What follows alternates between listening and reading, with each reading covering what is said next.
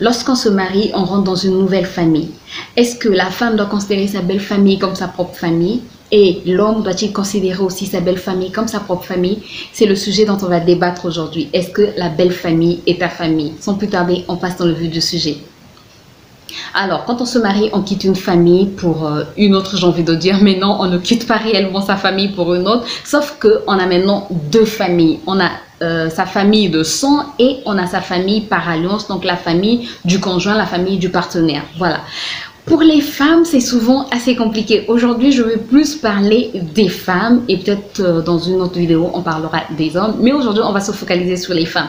Quand une femme se marie, elle rentre dans une nouvelle famille et souvent, elle rentre avec des a priori. Après, c'est pas toujours de sa faute parce qu'il y a beaucoup de choses qui se disent autour de la belle famille. La belle famille n'aime pas la belle fille. Bref, la belle famille pense que la belle fille n'est là que pour l'argent de l'homme. La belle famille pense que la belle fille n'est là que pour ses propres intérêts, même quand l'homme n'a pas beaucoup d'argent. Bref, la belle famille, bref, il y a beaucoup d'a priori autour de ça. Donc, quand la belle fille, quand la femme arrive dans un foyer, elle a déjà tous ces a priori là, elle a déjà tout ce bagage.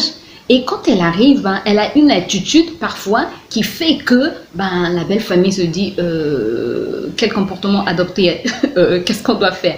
Et la belle famille aussi a beaucoup d'a priori concernant les belles filles par rapport à tout ce qui se dit. Eux aussi, c'est pareil, ils entendent beaucoup de choses. Que quand une femme arrive dans la vie de votre fils, votre fils, c'est fini, il ne vous appartient plus. Votre fils appartient plus à la famille de cette femme-là que à vous. Vous n'avez plus de droit sur cet enfant. Bref, son argent n'est plus votre argent. Il va travailler uniquement pour sa femme, pour sa nouvelle famille qu'il est en train de former et pour sa belle famille, donc la famille de la femme.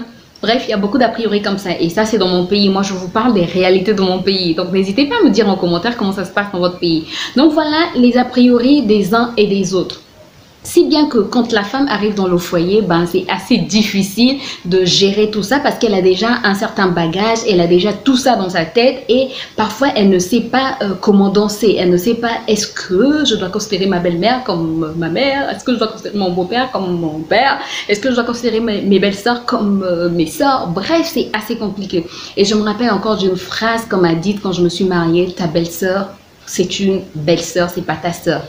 Après, je me suis rendu compte que ça peut être une idée reçue, ça peut être juste des a priori. Certaines personnes, je sais que vivent des choses assez compliquées dans les foyers. Certaines personnes ont des belles-mères très envahissantes qui viennent décider dans le foyer, qui décident de tout et parfois les maris sont sous l'emprise, sous l'autorité encore des parents et ils acceptent tout ce que la famille dit. Quand la famille dit non, tu ne fais pas ci à ta femme, le mari écoute parce qu'il est encore sous l'emprise, sous l'autorité de sa famille. C'est vrai, il y a des belles familles comme ça, mais je pense que quand on rentre dans un foyer, il ne faut pas rentrer avec des a priori. Il ne faut pas se dire que la belle-mère est toujours méchante, que le beau-père est toujours méchant, que les belles-sœurs sont toujours méchante. Moi, je vais vous dire une chose. Aujourd'hui, j'ai un garçon et je me mets toujours, j'essaie de voir l'avenir. Je me dis, j'imagine le jour où mon fils viendra me présenter une femme. Alors, c'est assez compliqué. Il faut se mettre à la place de la belle-mère. Vous avez pris soin de votre fils. Vous lui avez inculqué une certaine éducation. Vous lui avez donné tout ce qui était en votre possession pour que cet enfant réussisse, pour que cet enfant devienne l'homme qu'il est aujourd'hui. Pour que cet enfant ait une bonne éducation, aille dans les meilleures écoles. Vous avez dépensé beaucoup d'argent pour cet enfant, pour son avenir. Vous avez dit, ok, en Afrique, en tout cas, c'est ce que les gens disent, que mes enfants, c'est ma retraite. Donc, du coup, vous dites, mon enfant aura un bon travail comme ça, quand je serai vieille, je sais que mon fils pourra s'occuper de moi, mon fils pourra prendre soin de moi, mon fils pourra m'acheter des médicaments quand je serai malade, mon fils pourra me recevoir chez lui. Et imaginez qu'il aille épouser une femme qui arrive, qui ne veut plus que son mari aille visiter sa famille, qui ne veut plus que son mari donne de l'argent à sa famille, qui ne veut plus que son mari ait quelque chose à voir avec sa famille. De vous à moi, si vous êtes une femme, est-ce que vous serez content de cette attitude-là? Est-ce que ça ne va pas créer une animosité vis-à-vis de votre belle-fille? Est-ce que vous n'aurez pas un comportement déplacé vis-à-vis de votre belle-fille? Parce que quand même, vous avez tout investi dans votre fils. Imaginez que vous n'avez qu'un enfant. Même si vous en avez plusieurs, vous avez tout investi dans la vie de vos enfants. Et que quand cet enfant se marie, il vous oublie du jour au lendemain. Vous n'existez plus. Il n'a Dieu que pour sa femme et ses enfants. Je pense que si vous mettez à la place de cette femme qui a élevé cet enfant, vous allez comprendre et vous allez anticiper en fait votre manière d'agir. C'est-à-dire quand vous rentrez dans un foyer, vous allez vous dire, ok, cet enfant, cet homme a une famille. Cet homme, ce qu'il est devenu aujourd'hui, c'est grâce à sa famille. Donc, il doit ce qu'il est aujourd'hui à sa famille. Du coup, il doit s'occuper de sa famille. Du coup, il doit prendre soin de sa famille. Du coup, il doit prendre soin de ses sœurs. Après, je ne dis pas que la famille doit être envahissante. Non. Parce que parfois, dans certaines familles du côté de l'homme, ils ont des moyens financiers pour pouvoir s'occuper de leurs problèmes, mais ils n'ont Dieu que pour l'argent de leur fils parce que, ils se disent que c'est leur argent, c'est l'argent de leur frère, c'est l'argent de leur fils, bref, c'est l'argent de leur oncle. Donc, ils ont le droit. Et cette femme-là qui est arrivée, qui l'a épousée, n'a pas le droit de bénéficier de l'argent de leur fils. Il y a des familles comme ça. Mais encore une chose, il ne faut pas rentrer dans le foyer, dans le mariage avec des a priori. Il faut juste se dire, j'aime le conseil que ma mère m'a donné. Ma mère m'a dit un jour, ça fait des années, au début de mon mariage, ma mère m'a dit un jour, si tu considères ta belle-mère comme ta mère, tu considères ton beau-père comme ton père, tu considères ta belle-sœur comme ta sœur, tu n'auras pas de problème. Dans le sens où, avec ta mère, vous pouvez vous chamailler. Avec ta mère, tu peux avoir des problèmes, mais vous allez régler le problème et vous allez passer outre, vous allez passer à autre chose. Avec ta sœur, tu peux avoir des problèmes, vous allez régler le problème, vous allez passer, tu vas pardonner, vous allez passer à autre chose. Alors que quand c'est la belle famille, c'est comme s'il y avait un nœud, tu ne pouvais pas pardonner. Il faut pardonner, il faut pardonner. Et puis, il y a quelque chose d'autre. Pour mieux vivre avec sa belle famille, quand tu as un problème avec ta belle-mère, n'hésite pas à en parler à ton mari. C'est-à-dire, il y a des choses que tu ne peux pas dire facilement à ta belle-mère parce que peut-être la relation n'est pas assez intime. Bref, il y a des choses que tu peux dire à ta mère, mais que tu ne peux pas dire à ta belle-mère, même si tu dois considérer ta belle-mère comme ta mère. Mais il y a des choses que tu ne peux pas lui dire parce que tu as peur de la manière dont elle va percevoir ce que tu vas lui dire. À ce moment-là, passe par ton mari. Passe par ton mari, explique à ton mari que, par exemple, l'attitude de ta belle-mère ne t'a pas plu. À ce moment-là, ton mari saura comment parler à sa belle-mère. La même chose quand tu as un problème avec ta belle-sœur. Au lieu de régler le problème directement avec ta belle-sœur, pour éviter les conflits, pour éviter les problèmes, parle-en à ton mari. Quand on parle à ton mari avec sagesse et dans la prière, ton mari saura en fait comment en parler à sa famille. Donc, en général, quand tu as un problème avec ta belle-famille, parle-en à ton mari pour que ton mari règle le problème. Et de la même manière, quand le mari normalement a un problème avec ta famille, il va t'en parler et toi, tu vas régler le problème avec ta famille. Et ensuite, à quel moment tu dois les considérer comme ta famille, comme ta mère, comme ton père, comme tes soeurs. C'est-à-dire si tu dois leur faire des cadeaux, si tu dois pardonner, dis-toi, avec ta soeur tu as des problèmes, tu pardonnes. Donc là aussi tu dois pardonner. C'est pas parce que c'est ta belle-mère. Non, faut pas dire elle ne m'aime pas, elle ne m'aime pas, elle ne m'aime pas, donc moi je vais pas lui parler. Non, on ne réagit pas de la sorte parce qu'il faut savoir que c'est la mère de ton mari, c'est le père de ton mari, ce sont les sœurs de ton mari. Et normalement, ils deviennent ta famille. Normalement, vous formez maintenant une seule famille. Voilà pourquoi chez nous, en fait, quand tu te maries, tu vas appeler ton beau-père par papa, tu vas appeler ta belle-mère par maman, tu vas appeler tes belles-sœurs par grande sœur ou petite sœur, tu vas appeler tes beaux-frères par frère, tu vas appeler les neveux de ton mari, les nièces de ton mari, comme si c'était en fait tes neveux à toi, tes nièces à toi. Voilà. En fait, en surface, c'est ce qui se passe, mais après, en profondeur, c'est autre chose. C'est vrai, en profondeur, c'est vraiment autre chose. Mais il faut arriver, en fait, à... Comment dire ça? Il faut arriver vraiment à considérer la belle famille comme sa famille et il faut arriver à se mettre à la place de la belle-mère.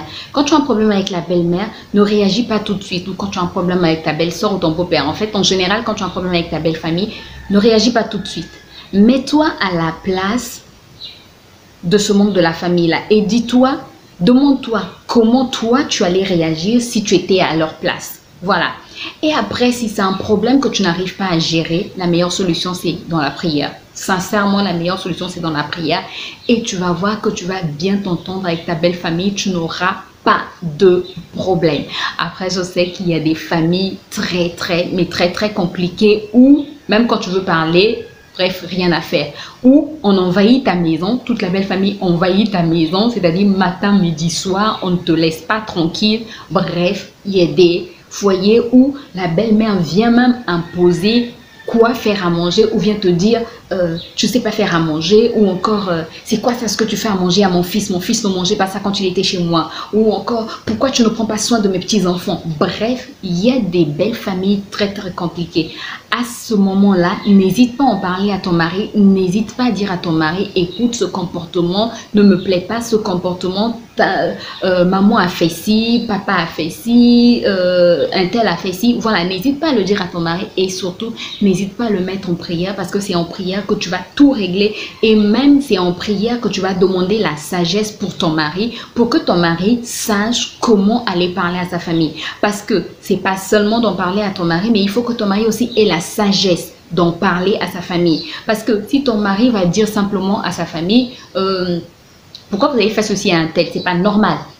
Là c'est exposé, et après tu auras des problèmes pour rien. Non, donc il faut toujours demander la sagesse dans la prière pour que après quand tu en parles à ton mari, ben ton mari saisi par la sagesse de Dieu saura comment en parler à sa famille. Voilà. Mais sincèrement, il ne faut pas rentrer dans le mariage avec des a priori. Toutes les belles-mères ne sont pas des sorcières. Toutes les belles-filles ne sont pas des gens qui sont là uniquement pour leurs propres intérêts. Non. Faut pas penser cela. Donc, si tu es une femme âgée, que tu as des belles-filles, ne pense pas que toutes les belles-filles sont mauvaises. Et si tu es une belle-fille, ne pense pas que ta belle-mère est forcément sorcière, même si les gens disent que ta belle-mère a fait ça, a fait ci. Même si tu trouves, oui, et il y a aussi ça. Quand une femme arrive nouvellement dans une famille, les belles filles qui sont déjà là vont dire « Ah, tu sais, il faut faire attention avec un tel, il faut faire attention. Moi, elle m'a déjà fait ci, moi, elle m'a déjà fait ça. » Ne t'occupe pas de ce qui s'est passé avec les autres belles filles. Ne t'occupe pas de ça. Toi, tu es toi. Elles, elles sont elles. Je ne sais pas pourquoi la belle-mère, la belle-sœur, le beau-père a réagi comme ça avec ces femmes-là. Donc, toi, ne prends pas leurs problèmes, ne prends pas leurs soucis et tu viens mettre sur tes épaules, tu viens mettre sur ta tête, bref, tu les portes et tu te dis, ok, comme ma belle famille a réagi comme ceci avec telle belle fille, donc ça sera de même pour moi. Non, c'est pas forcément ça.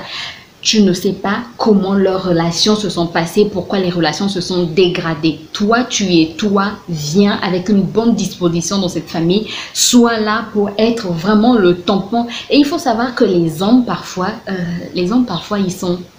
Je ne sais pas comment les hommes fonctionnent, mais les hommes, parfois, il faut les rappeler, il faut leur dire, il faut qu'on aille voir maman, il faut qu'on aille voir papa, c'est-à-dire en parlant de la belle famille, il faut qu'on aille voir un tel, il faut que tu fasses un geste, il faut que tu donnes ci, il faut que tu donnes ça. Les hommes, il faut parfois les secouer, voilà. Alors, quand tu es une bonne belle-fille, quand tu n'arrives pas avec des a priori, à ce moment-là, tu es là pour vraiment servir de tampon, pour servir de liaison, pour vraiment, comment est-ce qu'on dit ça? Pour vraiment fructifier, comment dire ça?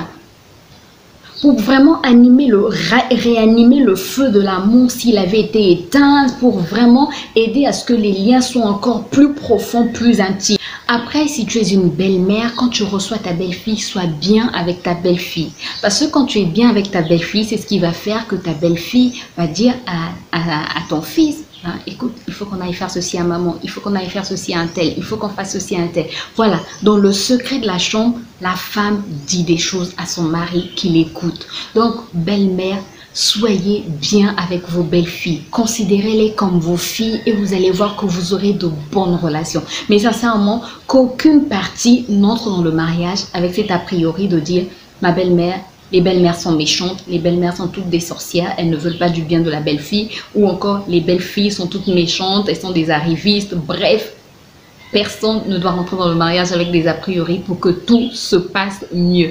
N'hésitez pas à me dire en commentaire ce que vous en pensez de la relation belle-fille, de la relation femme-belle-famille. N'hésitez pas à me dire ce que vous en pensez. Moi, en tout cas, je vous retrouve très bientôt pour une nouvelle vidéo. Sinon, si la vidéo vous a plu, si elle vous a aidé, n'hésitez pas à me laisser un pouce en l'air, à vous abonner si ce n'est pas encore fait et à cliquer sur la cloche pour plus de vidéos. Je vous retrouve très bientôt pour une nouvelle vidéo. D'ici là, portez-vous bien. Bye bye.